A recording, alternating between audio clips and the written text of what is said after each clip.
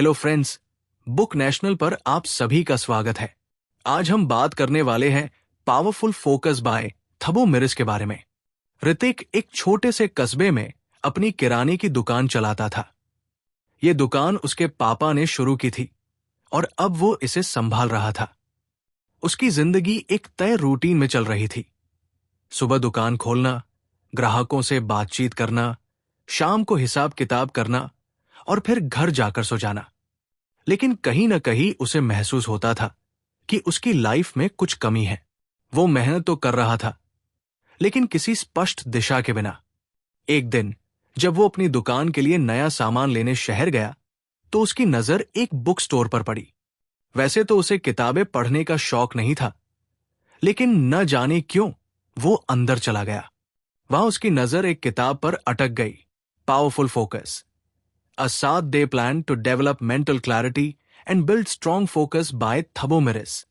किताब का टाइटल ही इतना आकर्षक था कि उसे लगा शायद यही वो चीज है जिसकी मुझे तलाश थी। उसने बिना ज्यादा सोचे किताब खरीद ली और घर आकर पढ़ने बैठ गया। पहले ही चैप्टर का नाम था क्लैरिटी, फाउंडेशन ऑफ फोकस। किताब में लिखा था कि बिना स्पष्टता, क्लैरिटी के फोकस पाना नामुमकिन है। जब तक ये स्पष्ट न हो कि आप जीवन में क्या चाहते हैं, तब तक आपकी सारी मेहनत दिशाहीन बनी रहेगी। ऋतिक को लगा कि ये लाइन उसके लिए ही लिखी गई है। उसकी दुकान ठीक ठाक चल रही थी, पैसे भी आ रहे थे, लेकिन क्या यही उसकी जिंदगी का लक्ष्य था? क्या वह किसी व्यक्तिगत विकास की ओर बढ़ रहा था? क्या उसके कोई बड़े सपने थे? उसने खुद से सवाल पूछना शुरू किया। अगर मैं ऐसे ही चलता रहा तो अगले 5 सालों में कहां रहूंगा? क्या मैं अपनी लाइफ को कंट्रोल कर रहा हूं या बस हालात के हिसाब से बह रहा हूं? किताब में आगे लिखा था, establish clear goals to guide your actions and decisions. यानी यदि जीवन में सही दिशा चाहिए तो सबसे पहले अपने लक्ष्य स्पष्ट करने होंगे। ऋतिक को यह बात समझ में आई। वो सिर्फ अपने पापा की दुकान चला रहा था, लेकिन क्या उसका कोई व्यक्तिगत लक्ष्य भी होना चाहिए? अगले दिन सुबह उसने एक नोटबुक निकाली और खुद से एक सवाल पूछा, मैं अपनी लाइफ में क्या चाहता हूं? पहले तो कोई जवाब नहीं आया, लेकिन फिर उसने गहराई से सोचना शुरू किया। उसे एहसास हुआ कि वो सिर्फ दुकानदारी में ही नहीं, बल्कि टेक्नोलॉजी और ऑनलाइन बिजनेस में भी रुचि रखता है। उसने महसूस किया कि यदि वो अपने बिजनेस को डिजिटल रूप से आगे बढ़ाएं, तो वो अपने काम को और बेहतर बना सकता है। किताब में एक और महत्वपूर्ण बात लिखी थी, नियमित रूप से अपने विजन को सुधारें ताकि फोकस और मोटिवेशन बना रहे। ऋतिक ने इस पर अमल करना शुरू किया। धीरे धीरे उसने अपने लक्ष्य स्पष्ट किए। Short term goal, online business के बारे में सीखना। मिड टर्म गोल, अपनी दुकान के लिए एक ऑनलाइन प्लेटफॉर्म बनाना। लॉन्ग टर्म गोल, ऐसा बिजनेस मॉडल बनाना जिसमें उसे हर समय दुकान पर बैठने की जरूरत न हो। अब उसकी सोच बदल गई थी। वो सिर्फ एक दुकान नहीं चला रहा था, बल्कि एक बड़े विजन की ओर बढ़ रहा था। इसके बाद उसने अपने सबसे करीबी लोगों से पूछा कि उनकी नजर में उसकी सबसे बड़ी ताकत क्या है। उसकी मां ने कहा, तेरा धैर्य, तू कभी जल्दी हार नहीं मानता। उसके दोस्त संदीप ने कहा, तेरी एनालिटिकल सोच, तुझे हर चीज को डिटेल में एनालाइज करना पसंद है। ऋतिक को अब समझ आ गया था कि उसकी ताकत धैर्य और गहरी सोचने की क्षमता है। अब उसे इन्हें अपने लक्ष्य से जोड़ना था। उसने लिखा, मुझे टेक्नोलॉजी पसंद है, बिजनेस ऑप्टिमाइज करना पसंद है और मेरी स्ट्रेंथ एनालिटिकल थिंकिंग और पेशेंस है। तो क्या मैं ऐसा कुछ कर सकता हूं जिसमें ये सब चीजें एक साथ आएं? इस सोच के साथ उसने ऑनलाइन रिसर्च शुरू की। कैसे लोग अपनी दुकान को ऑनलाइन ले जाते हैं, डिजिटल मार्केटिंग कैसे काम करती है और एक लोकल बिजनेस को नेशनल लेवल तक कैसे पहुंचाया जा सकता है। धीरे धीरे ऋतिक को समझ में आने लगा कि उसका असली लक्ष्य सिर्फ दुकान चलाना नहीं, बल्कि टेक्नोलॉजी की मदद से अपने बिजनेस को बड़े लेवल तक ले जाना है। अब वो अपनी जिंदगी को एक नई दिशा देने के लिए पूरी तरह तैयार था। यदि आप भी अपने लक्ष्य को स्पष्ट करना चाहते हैं, और अपने जीवन में सही दिशा खोजना चाहते हैं, तो शायद ये किताब आपके लिए भी उतनी ही उपयोगी साबित हो सकती है जितनी ऋतिक के लिए हुई। पावरफुल फोकस सिर्फ एक किताब नहीं, बल्कि एक नया नजरिया है, एक ऐसा प्लान जो आपको क्लैरिटी और फोकस दोनों देने में मदद कर सकता है। हो सकता है आपके सारे जवाब इसी में छिपे हों, तो क्यों न इसे एक मौका दिया जाए? अगर तुम्हारे लक्ष्य तुम्हारी मूल्यों के साथ मेल नहीं खाते, तो एक समय बाद तुम अपनी प्रेरणा खो दोगे। तुम्हें अपने लक्ष्यों को सिर्फ व्यावहारिक ही नहीं, बल्कि भावनात्मक स्तर पर भी महसूस करना चाहिए। यह विचार ऋतिक को झकझोर गया। उसने खुद से सवाल किया, मेरी असली मूल्य क्या है? पैसा कमाना जरूरी है, लेकिन क्या सिर्फ पैसा ही मेरी प्राथमिकता है? ऋतिक ने सोचना शुरू किया कि दुकान में काम करते हुए उसे सबसे अधिक खुशी कब मिलती थी। क्या तब जब वो अच्छा लाभ कमाता था, या तब जब कोई ग्राहक उससे खुश होकर जाता था और उसे दिल से आशीर्वाद देता था?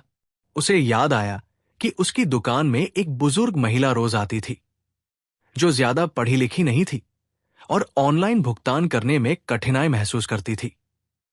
एक दिन जब उनके पास नकद नहीं था, तो ऋतिक ने उन्हें धैर्यपूर्वक समझाया कि यूपीआई भुगतान कैसे किया जाता है। धीरे धीरे उन्होंने सीखा और अब वे आराम से डिजिटल लेन देन करने लगी थी। जब उन्होंने पहली बार स्वयं भुगतान किया, तो उनकी आंखों में जो खुशी थी, वो ऋतिक को आज भी याद थी। उसने सोचा, शायद यही उसकी असली मूल्य थी। तकनीक का उपयोग इस तरह करना कि लोगों की जिंदगी आसान हो जाए।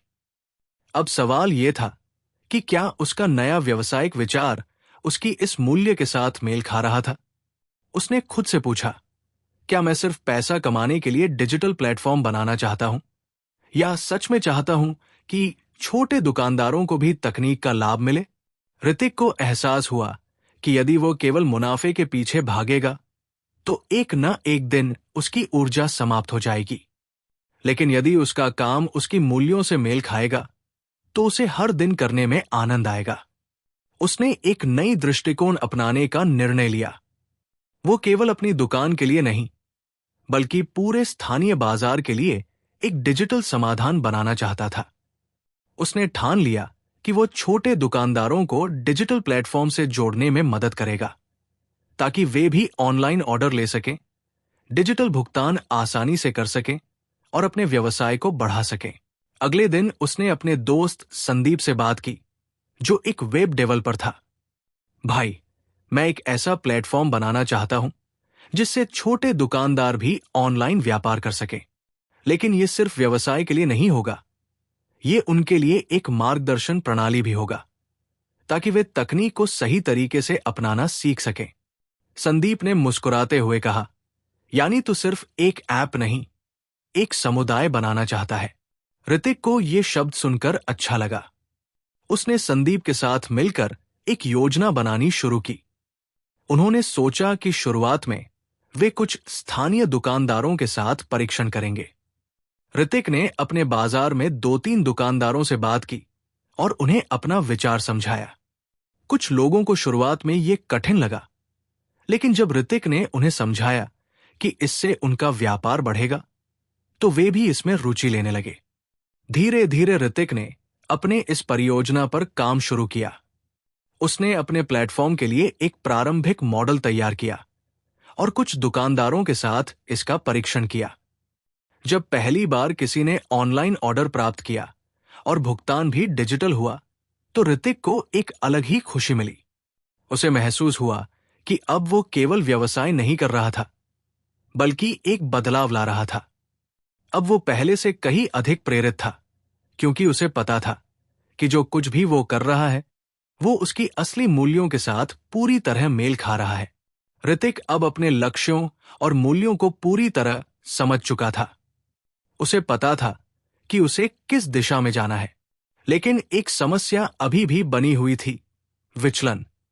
जब भी वो अपने काम पर ध्यान केंद्रित करने बैठता, कभी कोई दुकान का छोटा-मोटा काम आ जाता, कभी कोई दोस्त मिलने आ जाता, तो कभी वो खुद ही फोन स्क्रॉल करने लगता। एक दिन उसने गौर किया कि जब भी वो कुछ उत्पादक करना चाहता है, कोई ना कोई चीज उसका ध्यान भटका ही देती है। किताब के अगले अध्याय में लिखा था कि यदि तुम्हें सही मायने में केंद्रित रहना है तो पहले तुम्हें अपनी जिंदगी से उन चीजों को हटाना होगा जो तुम्हारी उत्पादकता को नुकसान पहुंचा रही है। ऋतिक ने सबसे पहले यह समझने की कोशिश की कि उसका सबसे बड़ा विचलन क्या है। उसने एक दिन अपनी दिनचर्या को नोट किया और शाम को देखा कि उसका ज्यादातर समय कहां खर्च हो रहा था। उसे लगा कि वो बहुत व्यस्त रहता है, लेकिन जब उसने खुद का विश्लेषण किया तो पता चला कि वो कई बार बिना वजह मोबाइल पर सोशल मीडिया स्क्रॉल करता रहता था, दोस्तों के समूह में अनावश्यक बातें करता था और कई बार दुकान के छोटे मोटे ऐसे कामों में उलझा रहता था जो उसके बिना भी हो सकते थे। अब उसे समझ में आ गया कि सबसे पहले उसे इन विचलनों से छुटकारा पाना होगा। उसने शून्य आधार सोच की तकनीक अपनाई, जिसमें हर चीज को इस दृष्टिकोण से देखा जाता है जैसे वो अभी शुरू कर रहा हो, और सोचा जाता है कि क्या वह चीज वास्तव में आवश्यक है या केवल समय बर्बाद कर रही है। सबसे पहले उसने सोशल मीडिया पर अपने समय को नियंत्रित करने का निर्णय लिया। उसने अपने फोन में टाइमर सेट कर दिया ताकि हर दिन केवल एक सीमित समय ही सोशल मीडिया पर बिताए। अब ऋतिक को एहसास हो रहा था कि असली वृद्धि मेहनत करने में नहीं, बल्कि सही जगह मेहनत करने में है। वो पहले की तरह व्यस्त नहीं था, लेकिन पहले से कहीं अधिक उत्पादक और प्रभावशाली हो चुका था। वो समझ चुका था कि उसे किन कार्यों पर ध्यान केंद्रित करना है, लेकिन जब वो अपने दिन भर के काम को देखता तो उसे महसूस होता कि उसका ऊर्जा स्तर हमेशा एक जैसा नहीं रहता। सुबह वो पूरी तरह सक्रिय और सतर्क होता, लेकिन दोपहर आते आते उसकी ऊर्जा गिरने लगती। फिर उसने सोचा, अगर उसे सच में अपनी उत्पादकता बढ़ानी है तो उसे अपने ऊर्जा स्तर का प्रबंधन भी सीखना होगा। सिर्फ समय नहीं, बल्कि अपनी ऊर्जा को भी सही तरीके से प्रबंधित करना जरूरी है।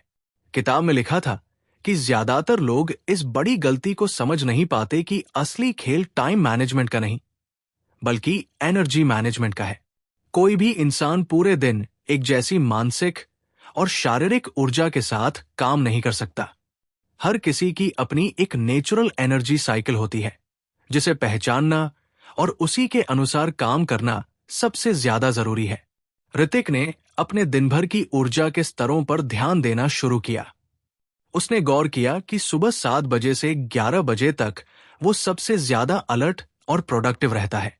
फिर दोपहर 2 से 4 बजे तक उसका एनर्जी लेवल सबसे कम होता था और शाम 6 बजे के बाद वो थोड़ा रिकवर करता था, लेकिन तब भी सुबह जैसी तीव्रता से सोच नहीं पाता था। अब सवाल यह था कि वो इस जानकारी का सही इस्तेमाल कैसे करे। सबसे पहले उसने अपने हाई इंपैक्ट टास्क को सुबह के लिए शेड्यूल करना शुरू किया। वो उठते ही सबसे पहले अपनी डिजिटल सर्विस के लिए प्लानिंग करता, नए दुकानदारों से मिलने के लिए अपॉइंटमेंट सेट करता और अपने सोशल मीडिया प्लान को अपडेट करता।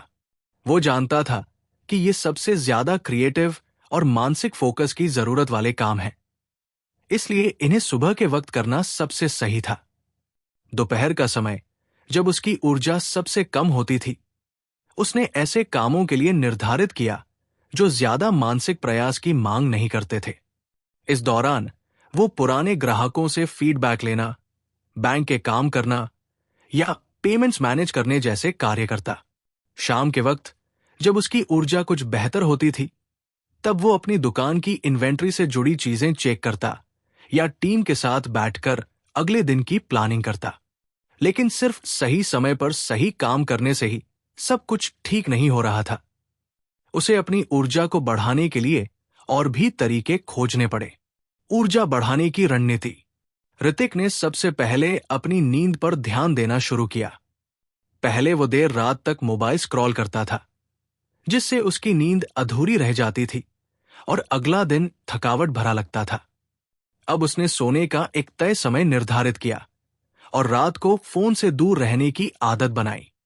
इससे उसकी सुबह पहले से ज्यादा तरोताजा और ऊर्जावान होने लगी। इसके अलावा उसने दोपहर में एक छोटा ब्रेक लेना शुरू किया।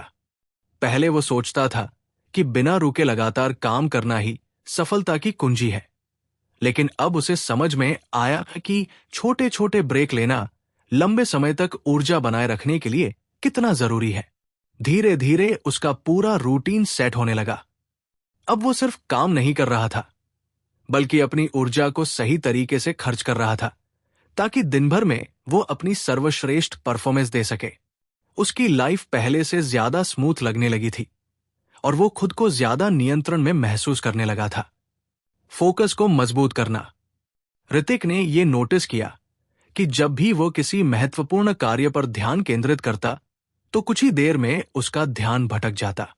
कभी दुकान का कोई कर्मचारी कुछ पूछने आ जाता, कभी कोई ग्राहक बिना वजह लंबी बातचीत में उलझा लेता, तो कभी उसका खुद का दिमाग इधर उधर की चीजों में उलझने लगता। उसे एहसास हुआ कि सिर्फ सही समय पर सही काम करना ही पर्याप्त नहीं है। उसे अपने फोकस को मजबूत करने के लिए एक प्रॉपर रूटीन सेट करना होगा। किताब में लिखा था कि यदि आप सच में गहरे फोकस में जाना चाहते हैं, तो आपको एक फोकस रिचुअल विकसित करना होगा। यानी ऐसा एक प्रोसेस जो हर बार आपके दिमाग को यह संकेत दे कि अब आपको पूरी तरह से ध्यान केंद्रित करना है। ऋतिक को यह विचार पसंद आया। उसने तय किया कि वो भी अपने लिए एक फोकस रिचुअल बनाएगा, ताकि जब भी वो किसी महत्वपूर्ण कार्य पर काम करे, तो उसका पूरा ध्यान उसी पर रहे और बेकार की चीजें बीच में ना आए। सबसे पहले उसने अपने लिए एक डेडिकेटेड वर्कस्पेस बनाया। पहले वो कभी दुकान के काउंटर पर, तो कभी गोदाम में बैठकर डिजिटल प्लेटफॉर्म के लिए काम करता था। लेकिन अब उसने अपनी दुकान के ऊपर बने छोटे से ऑफिस को व्यवस्थित किया और वहां एक उचित कार्य संरचना बना ली। लगातार सुधार की प्रक्रिया। ऋतिक अब अपने काम में पहले से ज्यादा अनुशासित और प्रोडक्टिव हो चुका था। उसकी दुकान बेहतर चल रही थी, फोकस मजबूत था और उसने अपनी ऊर्जा को बेहतर तरीके से प्रबंधित करना सीख लिया था। लेकिन एक दिन जब उसने शाम को बैठकर अपने पूरे दिन की समीक्षा की, तो उसे महसूस हुआ कि कुछ न कुछ अभी भी अधूरा है। उसे ऐसा लगा कि वो एक ही तरीके से काम कर रहा है, बिना ये सोचे कि क्या उसमें कोई और सुधार किया जा सकता है। किताब में लिखा था कि यदि आप किसी चीज में मास्टर बनना चाहते हैं, तो आपको लगातार खुद को सुधारते रहना होगा। इसका मतलब सिर्फ एक बार एक अच्छी रणनीति बना लेना और उस पर टिके रहना नहीं था, बल्कि यह देखना था कि जो तरीका वो फॉलो कर रहा है, क्या वो आज भी उतना ही प्रभावी है? क्या कोई और बेहतर तरीका अपनाया जा सकता है? क्या उसकी प्रोडक्टिविटी पिछले हफ्ते से बेहतर हुई है, या वो सिर्फ एक ही पैटर्न में घूम रहा है? आत्मनिरीक्षण और नई रणनीति। ऋतिक ने फैसला किया कि वो हर हफ्ते अपने काम का विश्लेषण करेगा और देखेगा कि कहां-कहां सुधार की जरूरत है। रविवार की सुबह जब दुकान देर से खुलती थी, उसने सेल्फ रिव्यू सेशन शुरू किया। उसने अपनी डायरी लेकर बैठकर पूरे हफ्ते की प्रोडक्टिविटी पर नजर डाली। उसने देखा कि कौन से दिन वो सबसे ज्यादा प्रोडक्टिव था और क्यों। अब उसने एक और नया नियम बनाया। हर महीने के आखिरी हफ्ते में वो 1-2 दिन पूरी तरह से रिलैक्स करेगा और अपने फोकस सिस्टम को रिवाइज करेगा। अगर उसे लगेगा कि कोई रणनीति काम नहीं कर रही है, तो वो उसे बदल देगा। इस बदलाव ने उसकी लाइफ को और भी बैलेंस बना दिया। अब वो सिर्फ काम ही नहीं कर रहा था, बल्कि हर दिन कुछ न कुछ और बेहतर हो रहा था। ऋतिक को अब यह एहसास हो गया था कि असली सफलता किसी एक बड़े कदम से नहीं मिलती, बल्कि छोटे छोटे सुधारों से मिलती है। उसने अब ठान लिया था कि वो कभी भी एक जगह रुककर नहीं बैठेगा, बल्कि हर दिन अपने फोकस को तेज बनाएगा, अपनी प्रोडक्टिविटी को बढ़ाएगा और अपने बिजनेस को नए मुकाम तक ले जाएगा। उसने खुद के लिए ये लाइन लिखी थी, मैं ऐसा कुछ करना चाहता हूं जिससे मैं लोगों की जिंदगी में सुधार ला सकूं। जैसे ही उसने ये पढ़ा, उसके दिमाग में बिजली सी चमकी। उसने महसूस किया कि अपनी दुकान चलाना उसे खुशी देता था।